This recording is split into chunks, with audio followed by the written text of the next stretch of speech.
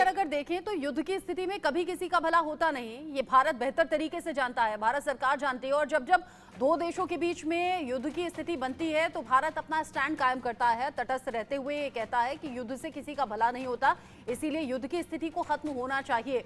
इन सब के बीच में चूंकि इजरायल हमास पर धावा बोलते हुए आगे बढ़ता है, आईडीएफ की सेना पर भी अब हमले की तैयारी हमास ने कर ली है। हालांकि हमास के कई ऐसे टॉप कमांडर्स हैं जो मारे गए हैं इस युद्ध में और हमास के कई आतंकी भी मारे गए हैं, लेकिन अब हमास ने इजरायली सेना पर किया है बड़ा हमला। हमास ने इजरायली बुलडोजर पर यह हमला किया है। हमले में इजरायली बुलडोजर को पूरी तरह से तबाह कर दिया गया और ये तबाही, इसीलिए हम कह रहे हैं जब जब युद्ध की स्थिति होती है तो तबाही दो तरफा होती है, एक तरफा कभी भी तबाही होती नहीं। यानी कि जो बर्बादी है, तबाही है, नुकसान है, जाने जाना है, ये दोनों तरफ होती हैं जब जब इस युद्ध की स्थिति को देखा जाता है।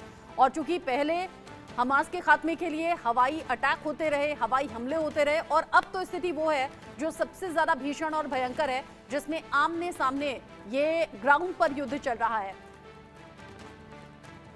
तेजेंद्र सर, जो स्थिति अभी यहाँ पर बनी हुई है, हमास के खात्मे के लिए आईडीएफ आगे बढ़ी, लेकिन यहाँ जवाबी कार्रवाई भी अब तक जारी है, जबकि इजरायल की तरफ से बेंजामिन नेतन्याहू कह रहे हैं हमला तो तब तक जारी रहेगा, युद्ध तो तब तक चलेगा जब तक हमास पूरी तरह खत्म ना हो जाए। क्या ये पॉसिबल है?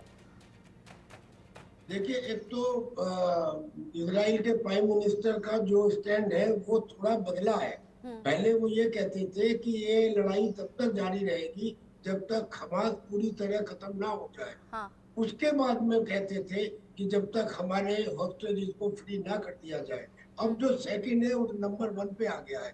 वो कह रहे हैं कि सीज फायर तभी होगा जब तक हमारे हॉस्टेजेस को फ्री ना कर दिया जाए। एक बात। दूसरी बात, हमास ने उसके एक जेसीबी को या रोड रोलर को तबाह कर दिया। ये तो इंडिविजुअल इंसिडेंट है, ऐसी तो लड़ाई में होंगी। ऐसा तो नहीं है कि आप लड़ाई के अंदर केवल एक तरफा नुकसान हो, लेकिन करीब करीब 24 बटालियन में से 18 बटालियन हमास की न्यूट्रलाइज की जा चुकी है। और अब इस खबर से आप समझिए कि श्रीमान हानिया जी अब गए हैं टर्की में। क्यों गए हैं टर्की में? क्या उन्हें अब ये लगने लगा है कि ईरान अब उनकी मदद नहीं करेगा? क्या ऐसे पहले नहीं हुआ था?